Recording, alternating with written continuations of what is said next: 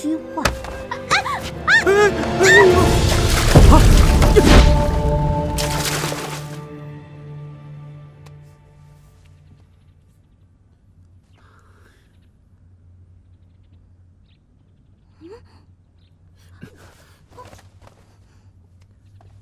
哎，我三哥一看你掉到水里，就奋不顾身的救你，还不谢谢我三哥的救命之恩呢？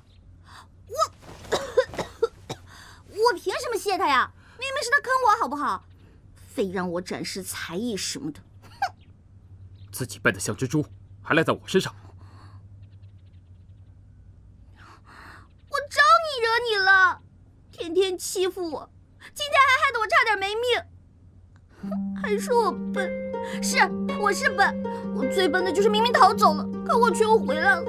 我最笨的就是找不着回家的路。谢言齐，你要真这么讨厌我，一刀杀了我得了，一了百了。你们小两口先聊，我改日再来啊。我先走了。你说谁小两口？你误会了。谢言齐，你就给句痛快话，你到底怎么样才肯放过我？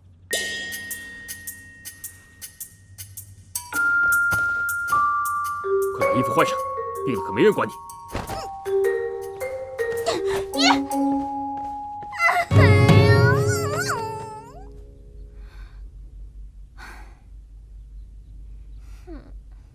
你说你也是，怎么能这么不分轻重？万一真的闹出人命来怎么办？我也没想到，表哥他会那么着急的去救那个尹晴柔啊。即使是你表哥没事，可万一那个尹清柔有个三长两短，老三还不埋怨我一辈子吗？姑姑，你说过要帮我的。我是打算让那个尹清柔知难而退，可我不是要她的命啊！下回绝对不允许再这么胡闹了，知道吗？我知道了。灵齐王到。表哥，儿臣参见母后，清柔已无大碍。那就好，你快去喝些汤药吧，万一病了怎么办？小秋子，不用了，儿臣来是有话要说。尹清柔是我魏国门的王妃，就是我谢言齐的人。当今世上，只有我一人可以让她受委屈。母后，今日就请您给儿臣做个见证，从今以后无论是谁，若是与晴柔为敌，就是与我谢言齐为敌。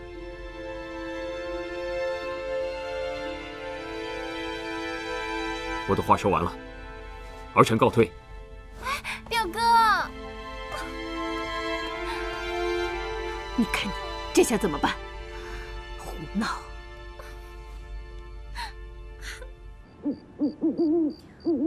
这个谢言齐真奇怪，对人忽冷忽热的。你说他要对我好吧，那不应该送我到这个破地方来活受罪啊。你说他对我不好吧，那干嘛还跳下水救我，还给我送衣服、送补品什么的？古代人的思维真奇怪，烦死了，烦死了。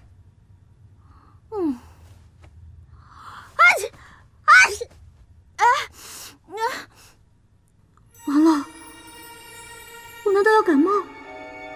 这可是在古代啊，万一得个肺炎什么的，那可是不治之症。既然没人可怜我，那我必须得对自己好一点。要不先洗个热水澡？哎，不行，没有木炭啊，这怎么办啊？皇后娘娘，跟他借的，他肯定不在乎。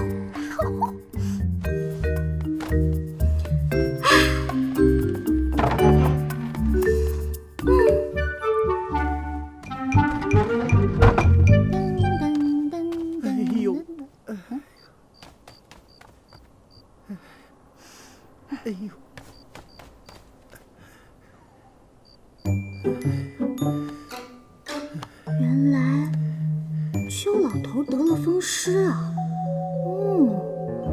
今天降温，这阵儿肯定是犯病了。怪上次见他走路一瘸一拐的，活该，谁让你老欺负？不行，尹晴柔，大人不计小人过，你要是就这么走了，那不就和邱老头一样了吗？邱老头，算你走运了。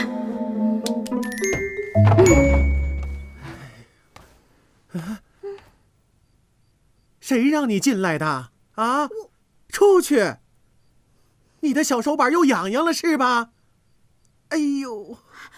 等你腿好了，你再收手也不迟。哎，你，哎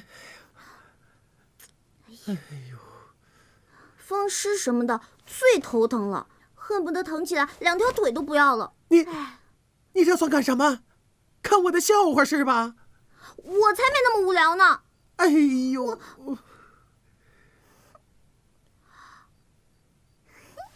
等着。哎呦！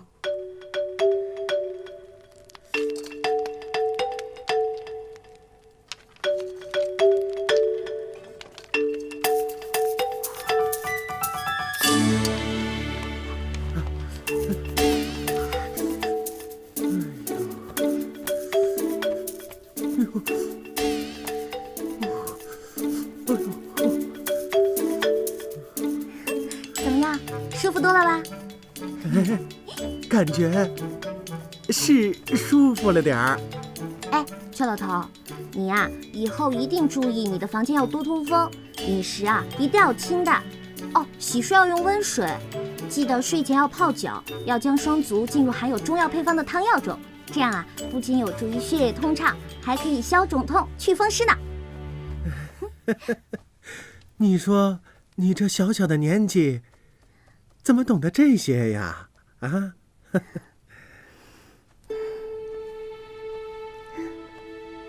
在我老家呢，我父母也有风湿，照顾的久了，自然就懂了。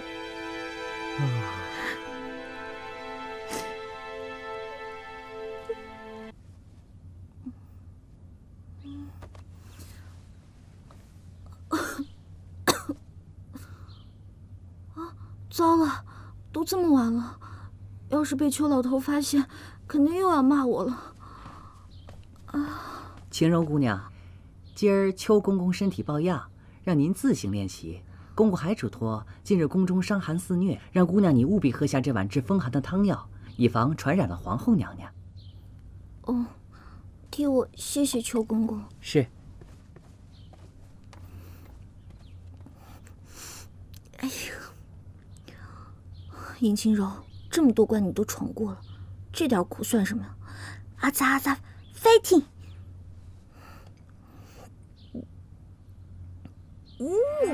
哎呀！王爷，何事如此慌张？启禀王爷，宫里来信，尹姑娘，她病了。终究还是病了，走去看看。哎，王爷，这是帮你找的字画，日后再说。哎，王爷这是怎么了？啊，尹姑娘病了，所以王爷有些心急。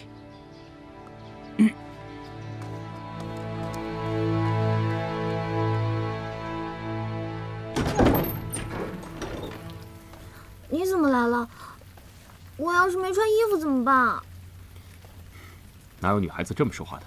我看你是病糊涂了。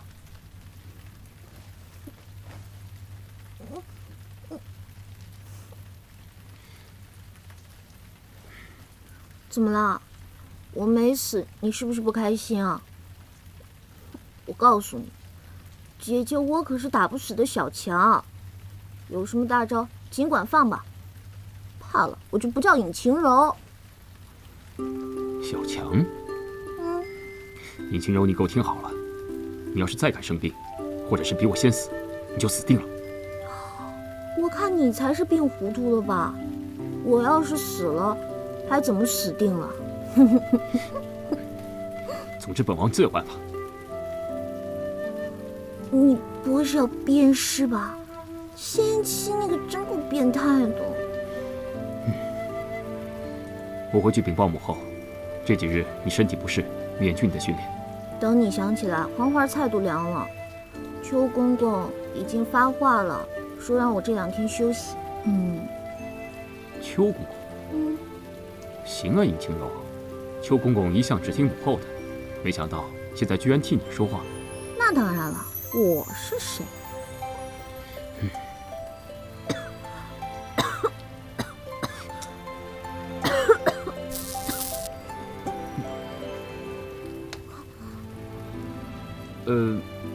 你先休息吧，改日再来看你。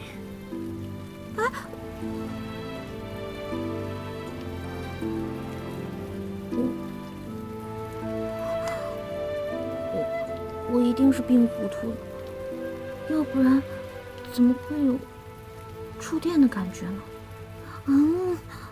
不想了，睡觉。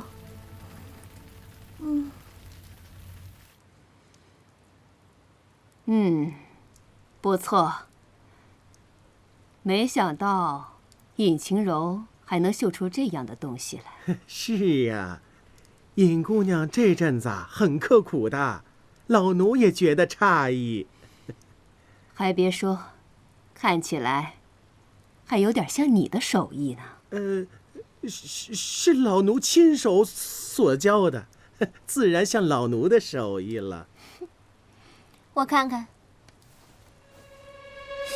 也没什么了不起的嘛。姑姑，您不会这样就让他过关了吧？本来想呢，那个丫头熬不住，自己也就走了。可没有想到，她不仅撑了过来，现如今还想有所成。哀家都不知道该如何是好了。既然这些都难不住他，那我们就给他来个大的。什么大的？再过10日就是皇上寿辰，依我看，不如就交给尹晴柔来操办吧。那怎么可以呀？她绝对办不成。要的就是她办不成。到时候皇上一生气，表哥再说什么也没有用了。不可借皇上的寿宴开玩笑。姑姑，这怎么能是开玩笑呢？这可是我的终身大事。姑姑，求求你了，寿宴年年都有，大不了明年我们再好好操办不就是了？给皇上补回来。姑姑，姑姑。好了好了好了，真拿你没有办法。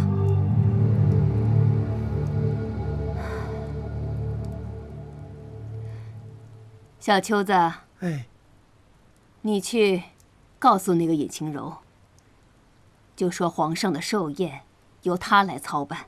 启禀娘娘，老奴怕尹晴柔她捅娄子。让你去你就去，我还怕她不坏事儿呢。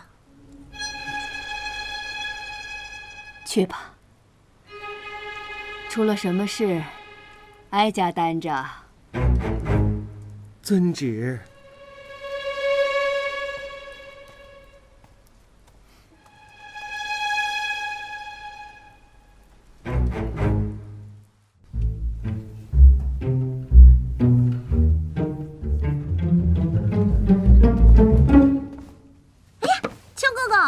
邱公公好。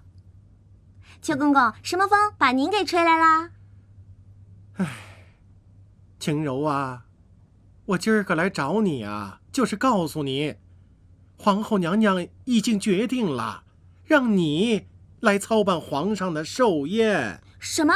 我？啊，就是你啊！皇后娘娘，她这是哪儿来的灵感啊？我连皇上的面都没见过，我怎么办啊？没错，要是靠你自己，那是绝对完成不了的。可要是完成不了呢，那就是死罪。公公，咱能不能少办点落井下石，多做点雪中送炭的事儿啊？我说你这丫头能不能少犯点贫嘴啊？我这话还没说完呢。这当务之急呀，只有去找三王爷帮忙。不可能！我绝对不会求他的。再说了，我就算求他，他也肯定不会帮我的。你给我听着，眼下三王爷呀，最得皇上的喜欢，啊，你找三王爷帮忙没错。再说了，他是你未来的夫君，帮你那是理所当然呢。啊呸！公公，你说你这丫头，我好心给你指阳关道，你不走，这我不管了，我。哎呀，公公，我错了，你别生气了。公公，你能不能帮我通知一下独孤远，让他今夜子时在御花园的凉亭里等我？谁？独孤远。独孤远？你确定不是三王爷？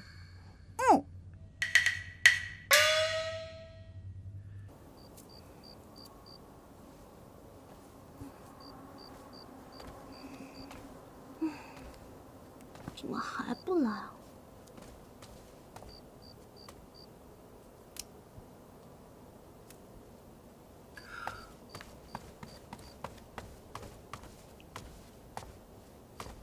尹姑娘，我就知道你肯定靠谱，一定会来的。不知道尹姑娘深夜找我来，所谓何事？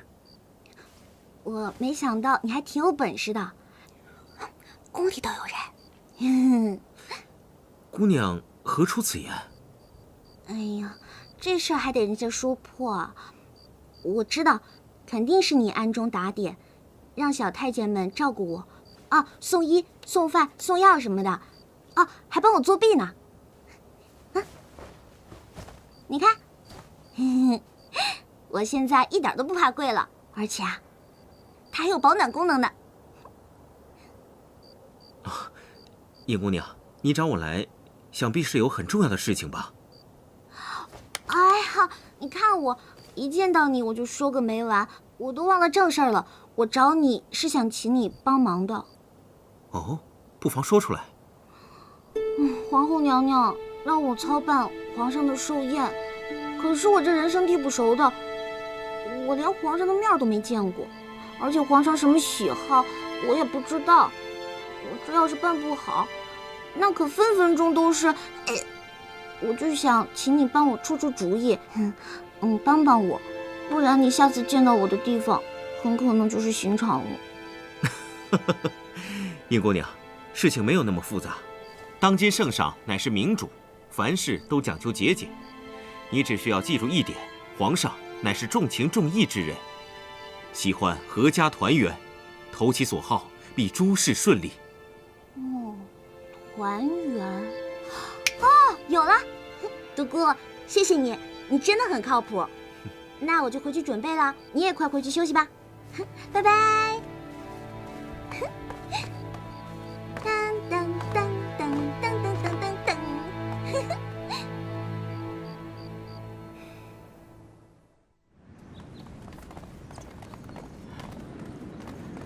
三弟四弟啊，二哥，二哥，免了免了。三弟，多日不见，我看你最近消瘦了不少啊，难道是灵齐王府的伙食不好吗？谁说的？三哥身体好着呢。啊，哎，对了，父皇的寿辰马上就要到了，我打算甄选搜集海内的珍宝，为他老人家献上一份大礼。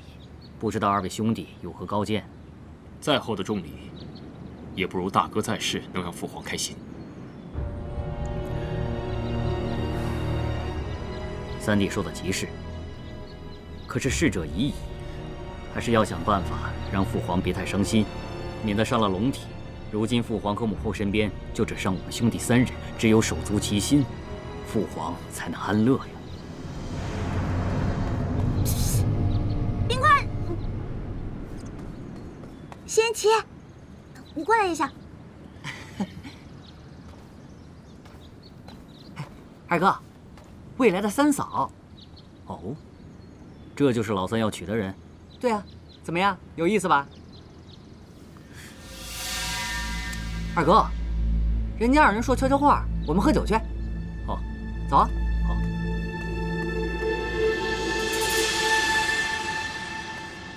谢言齐，你过来。什么事？冰块脸，你把阿广弄进宫来。不可。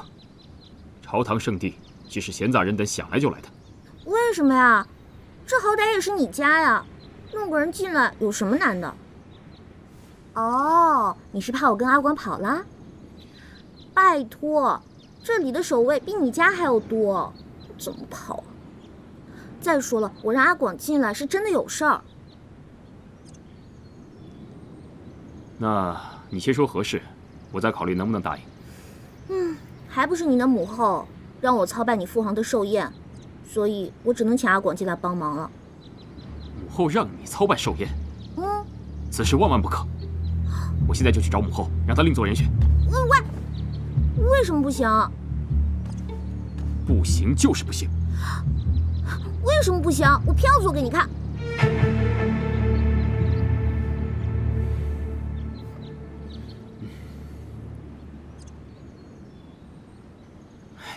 既然这样，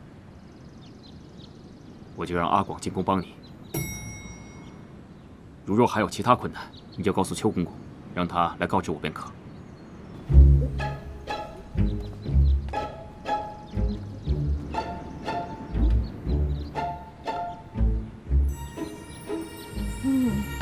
秦柔，阿广，来，哇，这皇宫果然是不一样啊，真是高端大气上档次。你能不能有点出息？皇后娘娘逼我操办皇上的寿宴，你说这皇上刚没了一个儿子，又是太子，听说皇上的脾气暴躁的不得了，你说我该怎么办？这么难搞？哎，你这不是害我吗？我想来想去，只想到了一个办法，而且还得你帮我。知道我的重要性了吧？说吧。你觉得咱们拍场戏怎么样？拍戏？就是皇上现在思念太子成吉，想让他高兴的话，办法只有一个。什么办法？那也不能让那个大皇子活过来。你不会是……哎，不行，我连那大皇子见都没见过，你让我怎么画呀？没关系，我已经托邱公公从皇后那儿偷来一幅大皇子的像。邱公公说了，你和他的身形差不了太多。这就算画得再像，这近看还是会穿帮的。这个我也替你想好了，等到皇上生日的那天晚上，我单独叫他进房间，趁着月光朦朦胧胧，你只需告诉他，我过得很好，我已经投胎转世，请不要再牵挂我。合着你还是让我演个鬼？亏你想得出来，尹晴柔。阿广，我这不是为咱俩着想吗？只有保住命了，才能想办法回家呀。可是还有个问题。你怎么又有问题啊？就是我特效化妆的那些家伙事儿，全都在那个工具箱里。就是我们找孔双双的时候，我背的那个。哎，就是我特别贵的那个。哦，我想起来了，穿越的时候不知道哪儿去了。哎，你说会不会掉在我们穿越过来的那个地方啊？来的时候我的确是带着的，我觉得应该在那儿，没错的。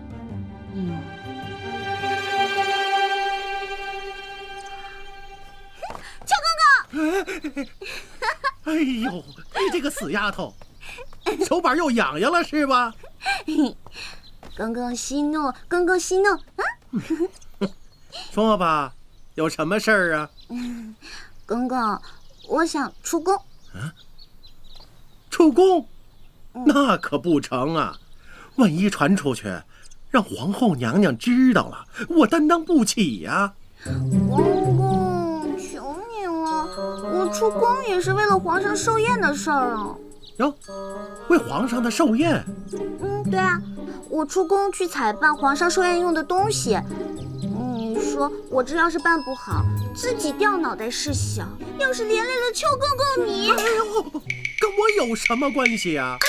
你想啊，邱公公，您平时对我那么的好，我这要是不在了，我肯定会经常回来看你的。好，我怕了你了，成了吧？这出宫也行，不过我有个条件。什么条件啊？这些日子呀，我这口苦得厉害，就想吃那正德庄的龙须糖。原来公公你也是一枚吃货啊！吃货没什么，放心吧，保证带到。还有没有别的什么要带的？没了。不过我可提醒你啊，早去早回，别误了关城门的时辰。要真是那样，我可饶不了你。好嘞，谢谢公公。那公公，我先走了，再见。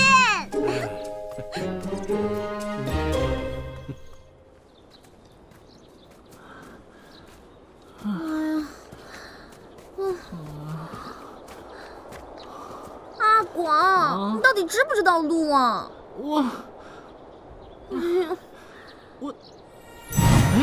哎，我们好像就是从那儿掉下来的。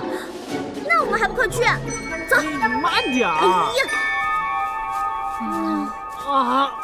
不走了，脚都快走折了。这怎么找嘛？咱俩肯定不行。哎，你去求求冰块脸，让他多带几个人来找吧。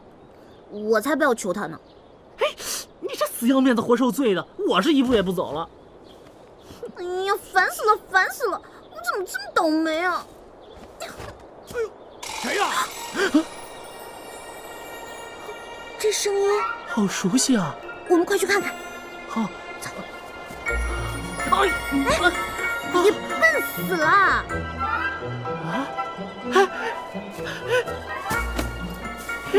星儿，我长了斑了。哎呀，等会儿再说，先过去看看。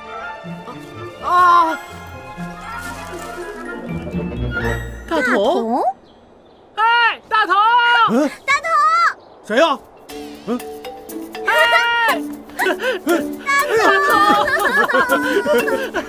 你们怎么也来了？来，过来，快！大头，你是怎么穿越过来的？看来你们呢，对我们所处的环境已经很了解了吧？你过来也就算了，他怎么也过来了？我哪知道啊！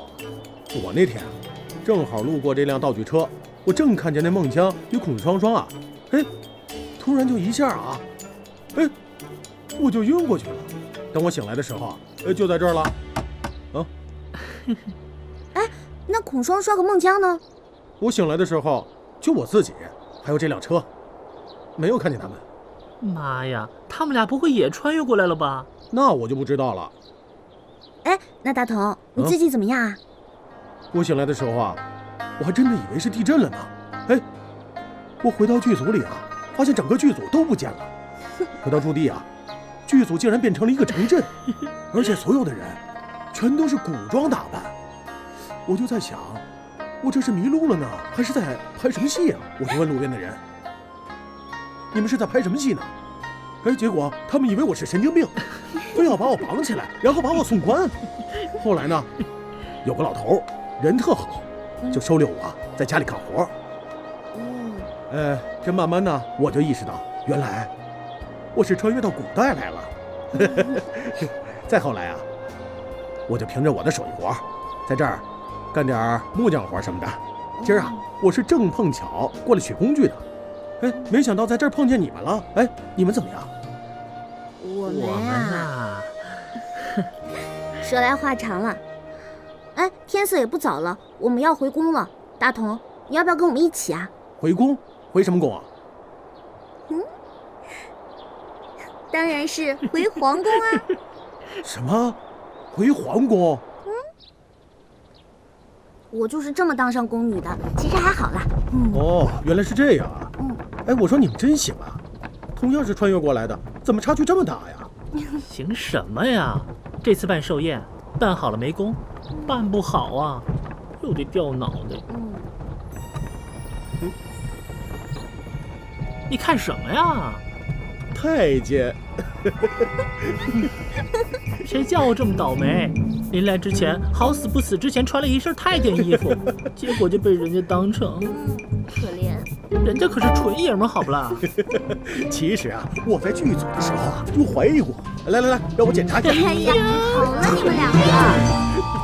大同，其实正好碰到你，我有件事想求你。哎呀，晴柔，你说这话就见外了啊！以前在剧组的时候，孔双双自己弄坏了道具，非说是我弄坏的。哼，要不是你当时拍了照片啊，证明我是清白的，恐怕我早就被剧组给开除了。现在大家困在这个地方，别说什么求不求的，你有事就说，只要是我能办到的，就一定办到。大同，够敞亮，够哥们儿。其实呢，这件事对你来说是小菜一碟。谁让你是金牌道具师呢？其实是这样的，我跟阿广呢是想送皇上一份特别的礼物，但是这个礼物呢需要一些道具，我本来还愁这事儿呢，到哪儿去找道具呢？谁知道天上掉下一周大同，真是天助我也啊！那这样吧，一会儿呢你说说你需要些什么东西，然后送我回去，我好提前准备一下。好嘞。其实呢，我需要的是一个长方形的桌子，长一点的，就欧式，就西方欧式的那种。然后需要一些西餐的餐具，牛排啊，蜡烛。我先走了。你这个小贱贱。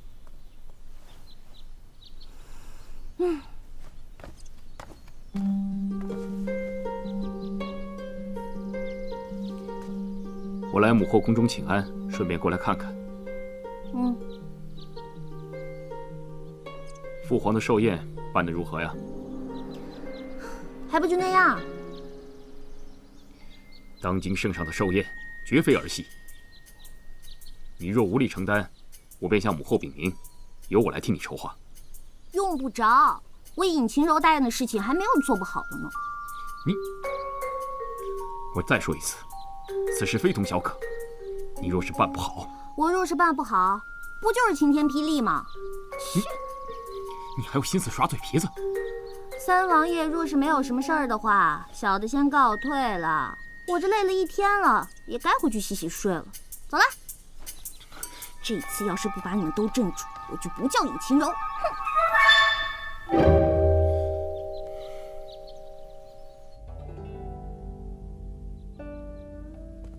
皇上请用茶。过几日就是皇上的寿辰，不知皇上今年想怎么过呢？自从我义儿去世后，朕寝食难安呐。责怪自己，让皇儿亲自上阵杀敌，才会把命送掉。可怜朕，到了现在这个年纪，白发人送黑发人，实在是可悲可叹呐。生辰什么的，不过也罢。义儿的命数如此，皇上莫要再悲伤了，保重龙体要紧呢。不要说了，义儿去世，朝廷之上悲悲戚戚，想趁着皇上生辰之际，安抚朝中众人，也让天下的百姓安心才是啊。皇后说的在理啊。不过，义儿丧期未过，这件事情不要大肆操办。皇后，这件事朕就交给你处理吧。朕先回宫了。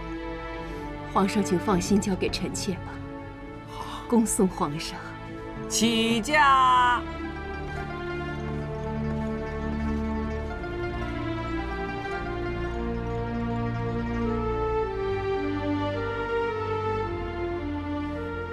嫣然。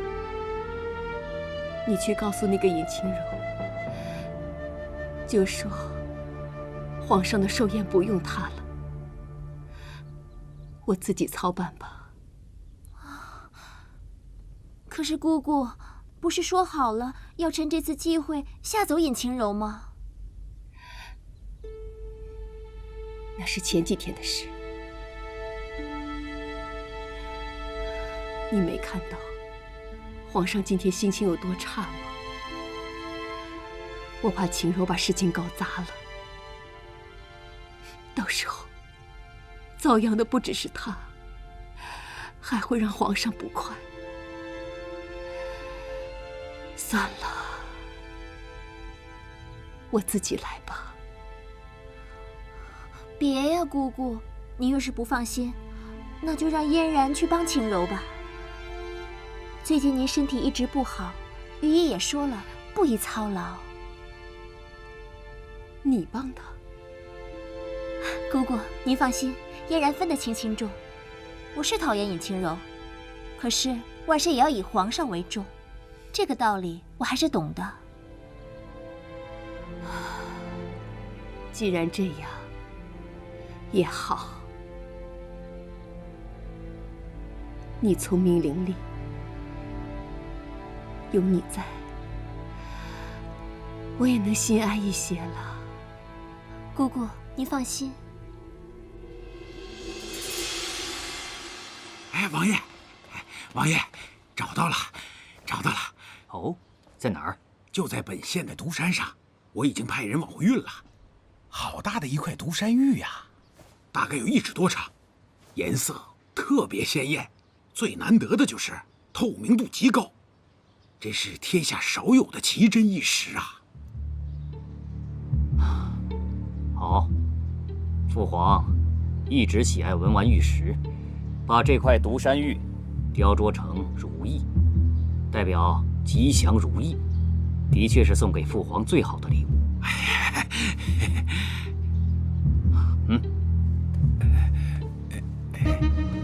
这是赏你的，凡是办得了事的，本王定不会亏待。谢谢王爷，谢谢王爷。正所谓识君之路，担君之忧嘛，属下一定竭尽全力为王爷办事。他日王爷登上了太子之位，小的还靠王爷多多提携呀。太子新丧，这话可不能乱说。哦，不过自古以来长幼有序。再说王爷文韬武略，我等早就等着王爷登上太子之位了。这些话说说也罢，切勿当真。啊，小的明白，小的明白。王爷，小的在凤凰楼为王爷略备薄酒。王爷这几日为了找寿礼，寝食不安，还请王爷移驾，让小的略表孝敬之心。你办事果然细心。谢谢王爷夸奖，请。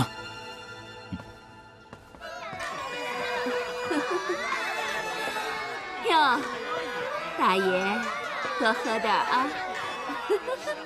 陪好。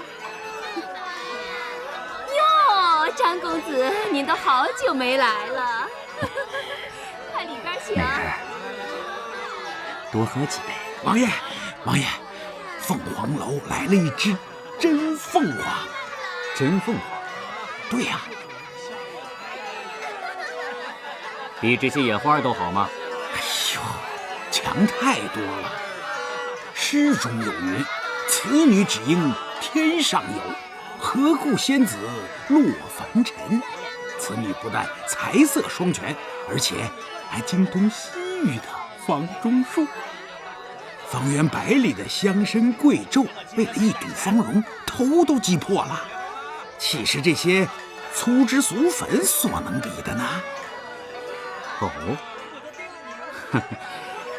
那本王倒真想见识见识。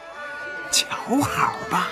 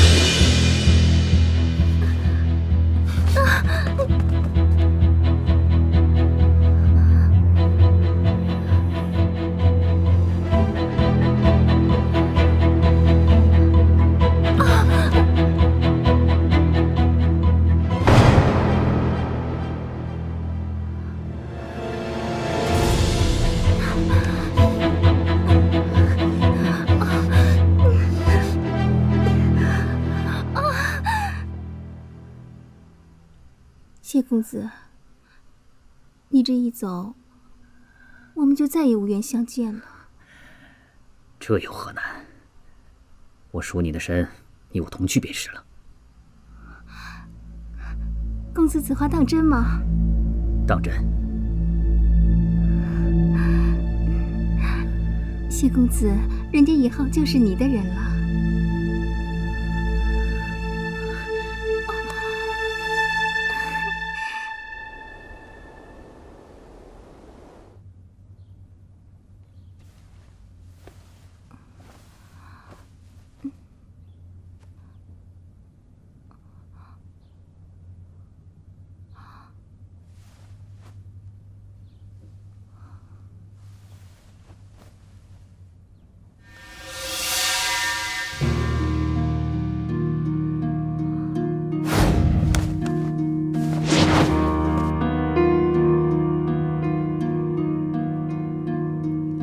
有的人他还真以为自己能飞上枝头做凤凰，就是，殊不知凤凰落了翅，连鸡都不如。对，不如鸡。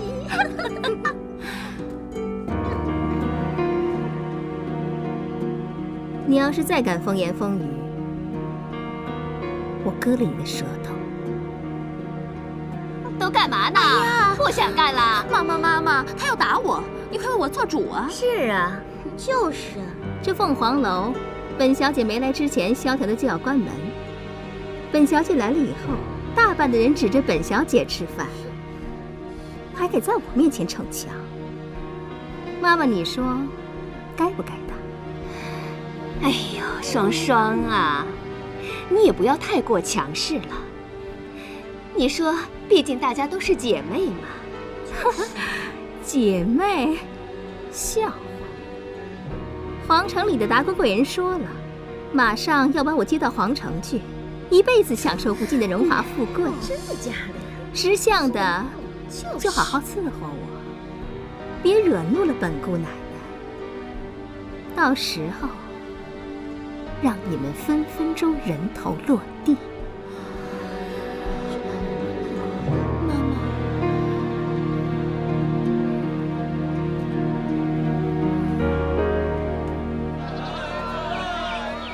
翠儿，老板，包起来。哎，好嘞。小姐，这衣服布料太贵了。说什么呢？本小姐身份马上就不一样了，这点钱算什么？包。让开，让开，不让开！公子，公子，公子，公子！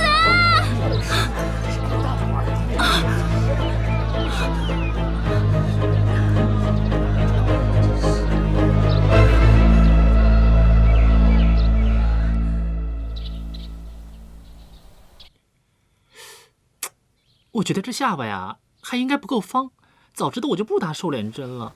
谁知道那个大王爷是个大方脸呢？哎呀，行了。哎，对了，薛公公说你把这个围上，说你啊，你腰太细了。那个死太监，总盯着人家腰干嘛？他不是以为你是那个……不许说！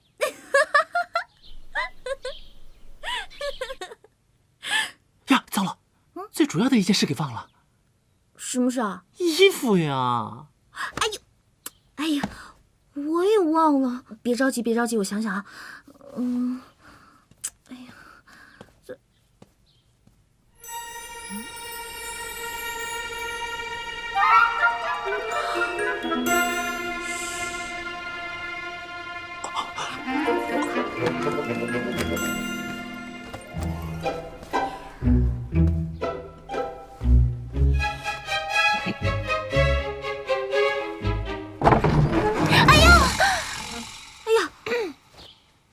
本小姐是奉了皇后娘娘之命，来看看寿宴你办得如何了。哎，一切都已安排妥当，还请皇后娘娘不要担心。不要担心。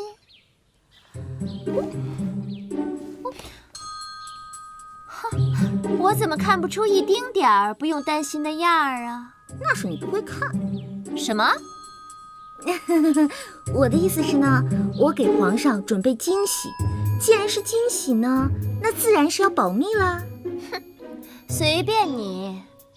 不过我好心提醒你一句，皇上大寿历来是宫中大事儿，不仅举国欢庆，说不定邻国还会派人前来祝贺。你一个没见过世面的乡下丫头，可不要弄得小家子气，失了皇家颜面。哎呦喂，这口气可真大！什么世面我没见过？刘德华和章子怡还请我造过型呢。你放心，我的原则就是有多大就搞多大，绝对不会丢了皇上和皇后的面。那样最好。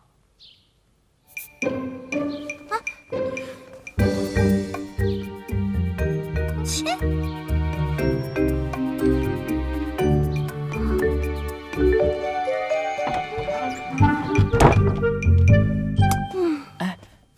我觉得他说的有道理。你说我过一个生日，还好几十号人玩一个通宵呢，人家可是皇上，你这么搞能行吗？在他来之前呢，我还不确定，不过现在我敢200%的确定，一定行。为什么？杜嫣然呢，她虽然讨厌，但她有一点，就是好坏都会写在脸上。你看她刚才那神情，分明就是告诉我，如果我把皇上这次的寿宴搞得锣鼓喧天、举国同庆，那我才是真的死定呢。哦，原来是这样。我说他还真的好心过来提醒咱们呢。行啊，你越来越聪明了。哼，我这就叫做在战斗中成长。得嘞，干活吧你。好嘞。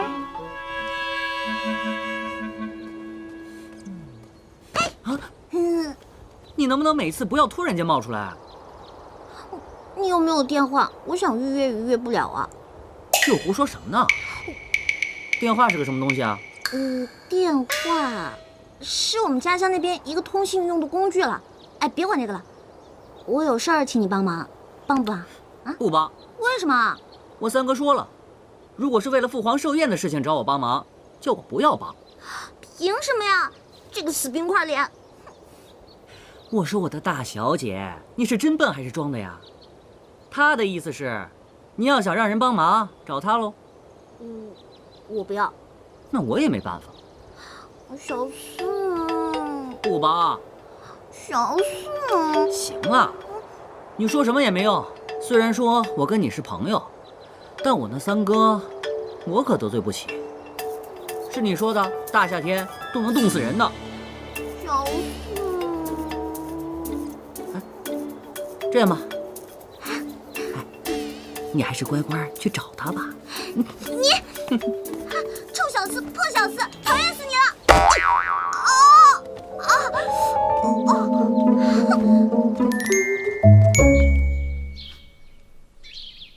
快点啊，快点！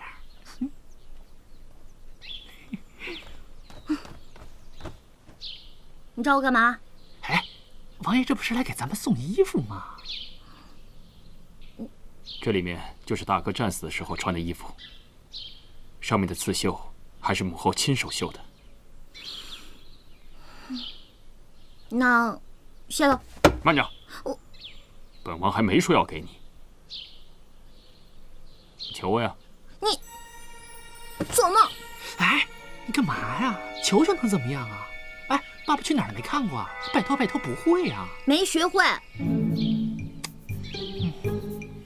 好，你有骨气，那你最好自己想办法。哎，王爷王爷，我替他求行不行？拜托拜托。我会自己想办法的，不用你管。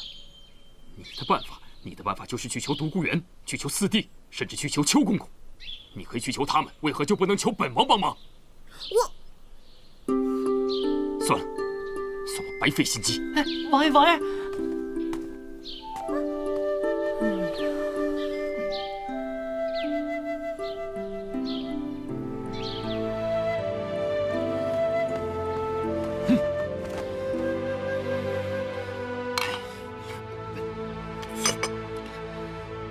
青柔这个不知好歹的死丫头！王爷，您回来了，东西给尹姑娘送过去了。没见着人，那可太可惜了。大王爷那身衣服早就不能看了，这身衣服还是您找绣娘不分昼夜做出来的，这都没听尹姑娘说声谢谢。住口！莫非尹姑娘不要？你说她为何那么讨厌本王？啊？本王不但没有计较她砸伤了我，就连她进了宫，本王都暗中安排人手照应她。可她，哼，分明就是恩将仇报。我还以为王爷一向喜怒不惊，难得因为一个小丫头发这么大的火。连你也胆取笑本王？不是，我是替王爷高兴。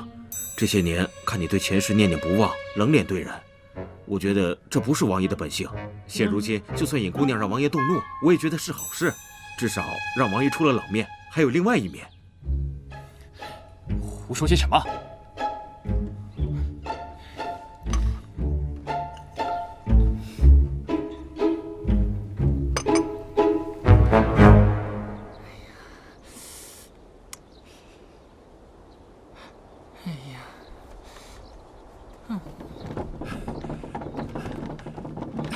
大头，你可来了，再不来就来不及了。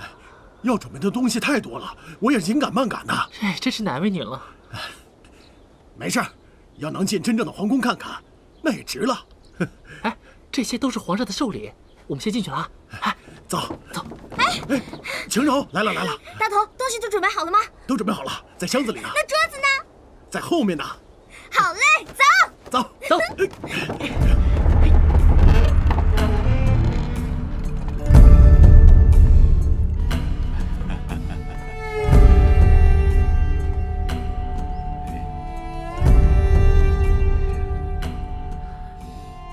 尹晴柔，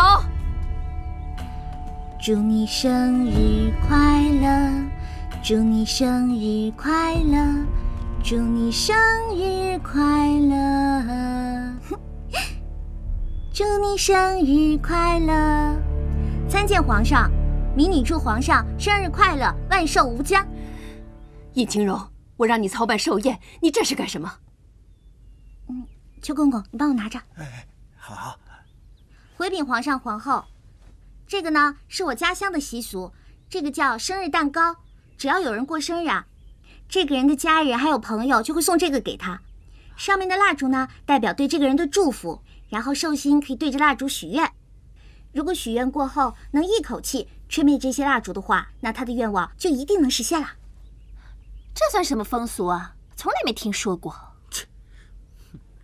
我倒觉得十分有趣。父华，你不妨试一试。啊，皇上，不如就先依了他。你总说年年寿辰都一样，今年，也总算有些新花样。是啊，父华。那就姑且试试。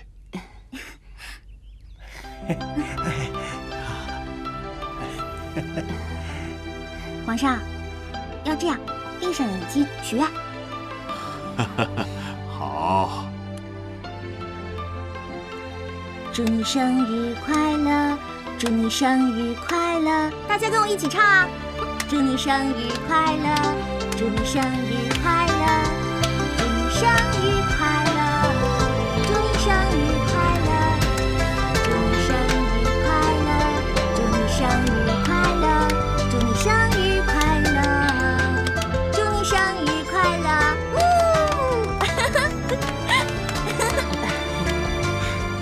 皇上，你可以吹蜡烛了。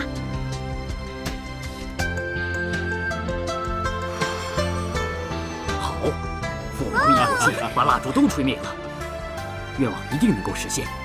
父皇，你许了什么愿啊？这个……嘘，不能说，你也不能问，因为说出来就不灵了。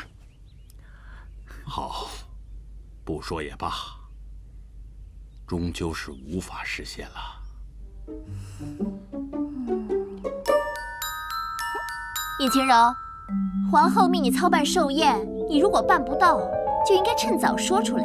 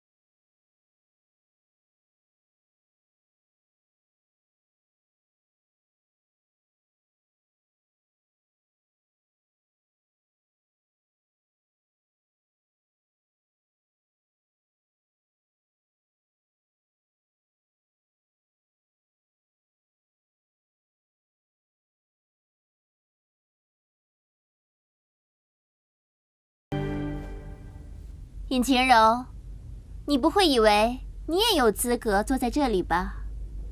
我当然不会那么想了，那个位置是我留给大王爷的。说好了是一家人吃饭，理当应该有义儿的位置。请皇上、皇后娘娘还有各位王爷品尝，这是我亲手做的。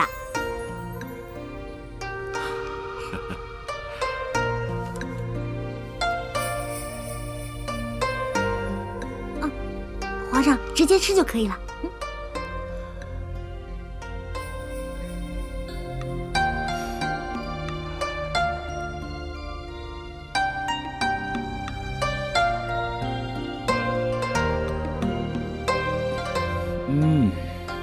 好甜呐，入口即化，非常的好吃。来，皇子吃，啊，好吃啊！啊，父皇，儿臣还有一份贺礼，请父皇笑纳。来人，端上来。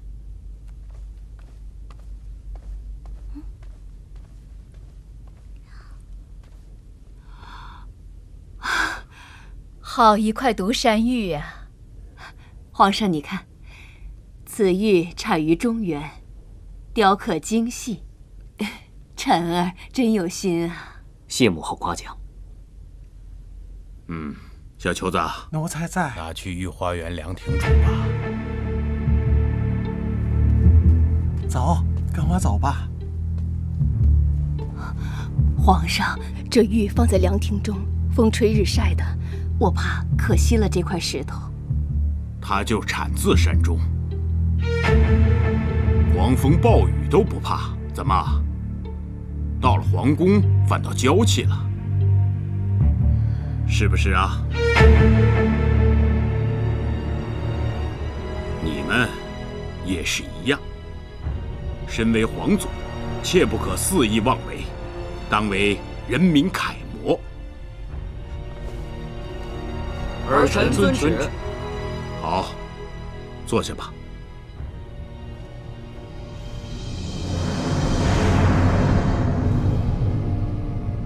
啊，萧儿，你为父皇准备的礼物呢？儿臣为父皇吹奏一曲。加油，加油！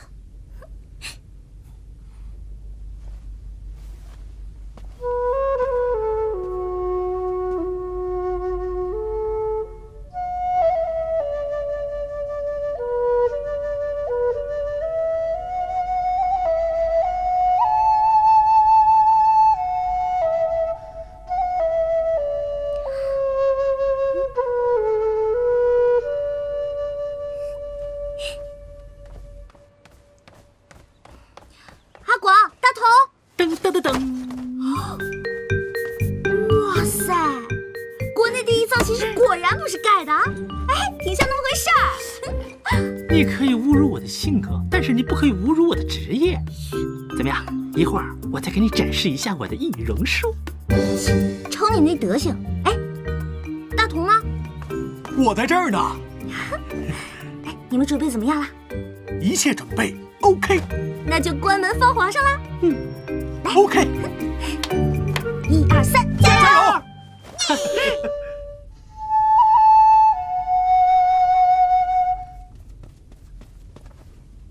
哈哈哈哈！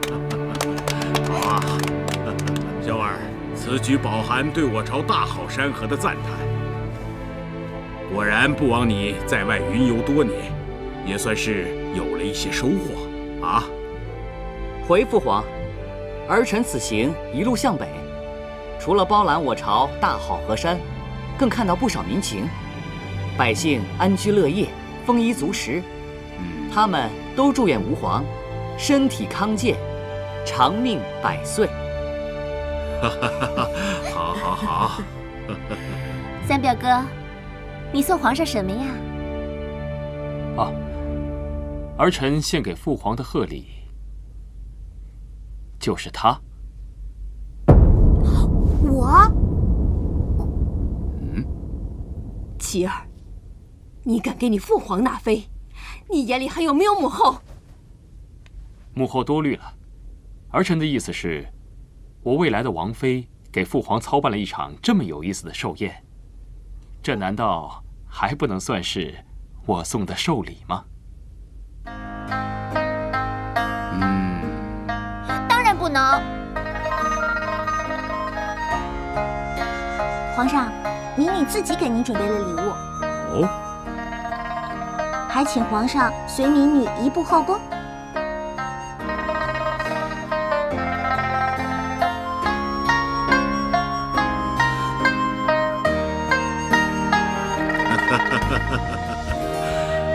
好。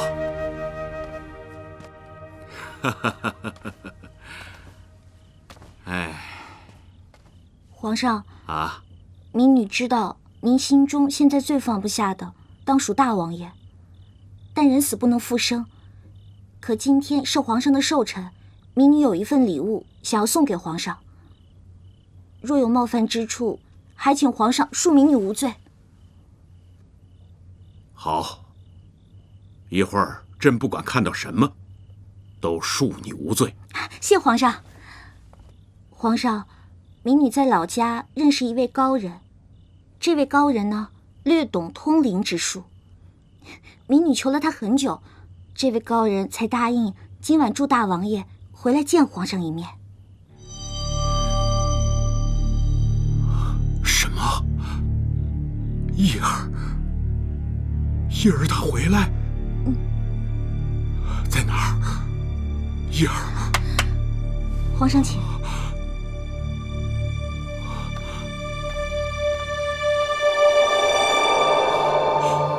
叶儿。父皇留步，人鬼殊途，我们这样说说话就好。真的是你吗，叶儿？父皇好想你啊！儿臣也想念父皇，还有母后。每次看到你们因为我伤心难过，儿臣就心如刀绞。父皇，你和母后这样，让儿臣去，也去得不安心啊！叶儿啊，父皇后悔让你亲自带兵出征。不能为父皇分忧，能为我朝江山社稷而战，儿臣虽死犹荣。只希望父皇和母后能够保重身体。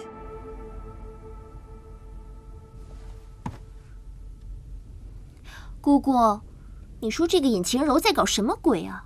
都这么长时间了，怎么一点动静都没有啊？我怎么知道？我就说不应该把寿宴交给他。当初你说你一起帮忙，你都干什么了？我是想帮忙，可尹晴柔不让。晨儿，在，母后。不如你去看看。是。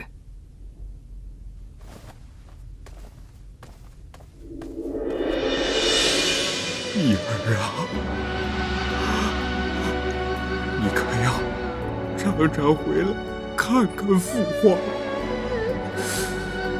父皇，我求高人今日带我来见你，就是想告诉你，不久之后，我就将转世投胎。今世你我父子缘尽于此，还请父皇勿要以我为念，多多保重才是。叶儿啊，叶儿，父皇，能做您的儿子，是我今世最高兴的事情。如果有一天我老无所依，请把我埋在这。叶儿，叶儿，皇上，叶儿，皇上，叶儿，皇上，叶儿，做龙体啊，皇上！叶儿啊！节哀生变。真累呀！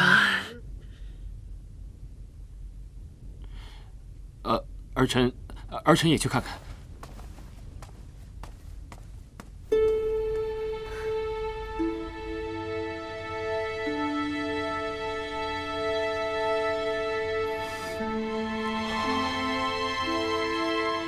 皇上，大王爷已经投胎转世，还请您多多保重龙体。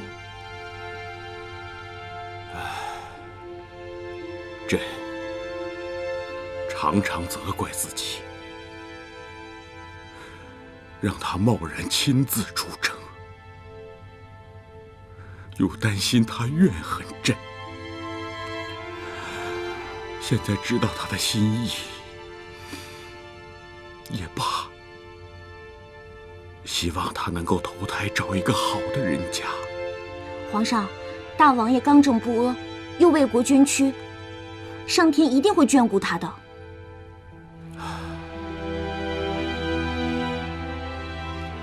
想不到你年纪轻轻，竟有如此本领。